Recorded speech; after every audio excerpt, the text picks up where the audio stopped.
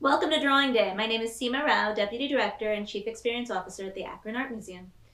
We're talking about drawing, and we have lots of little videos on our YouTube site and on our social media feeds that show you kind of GIFs of the steps it took for me to make certain drawings. And we have a PDF you can download that has some drawing exercises. But truthfully, the only thing you need to do is practice.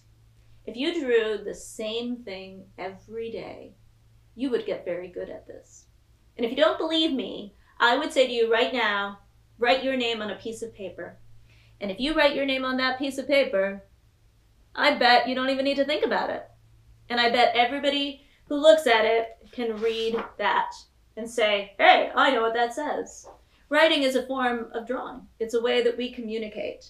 We have a language. You know, E doesn't really mean anything. It's just 4 lines. But put together in the English language, it has a certain sound. And if you put all my letters together, that said Seema, my name. So we can all draw with practice. I encourage you all kinds of exercises in the book. You can draw something that you have with you. There's a little exercise for drawing a pencil in there. One of the things many artists start with is trying to draw with a single line. So let's say you have a potted plant in your house. And I encourage you to draw things that you can see, things that you might have around you. And so I have a potted plant, and you could draw it with a single line. Don't pick up the paper at all. And the reason that people do this exercise is because it frees you up from being scared of making mistakes. You notice my pencil here, and I picked this pencil on purpose, has no eraser. Erasers are sort of like if you have it's like an emergency eject button. You don't want an emergency eject button when you're drawing. You want to just be able to make a mistake and keep going.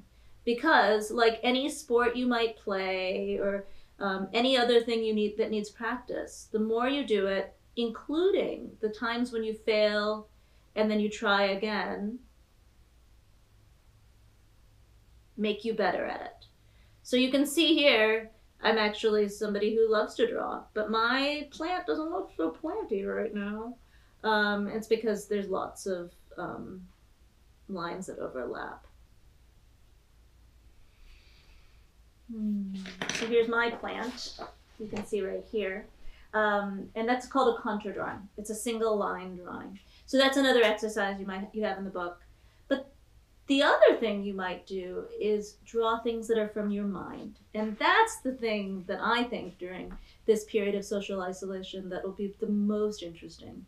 You know, all those ideas that you have of places you want to go that you've been imagining. Maybe it's the things you want to eat when you leave. Instead of looking them up, you might want to, you know,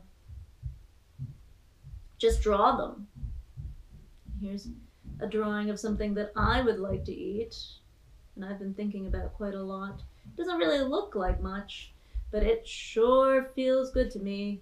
Maybe you can, I don't know if you can tell what this is, but I've been thinking a lot about it because it's something that I can't make at home, but I'd really love to have. And a lot of times when you make a drawing, the more details you put in, the more it feels authentic. And the more that people might enjoy it. So here's my drawing. And I don't know if you know what this is, but it's Vietnamese iced coffee with the cream on the bottom and the ice cubes and a straw. I would love to have one of those. Or you might draw something that is not at all realistic. You might draw, you know, the planet that you are imagining, or the secret kingdom that you want to grow.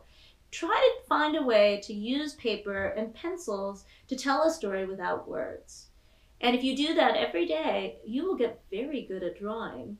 But also you will be able to find ways to express yourself differently than with words, and maybe find new forms and new ideas and new expressions that you had no idea were inside your mind.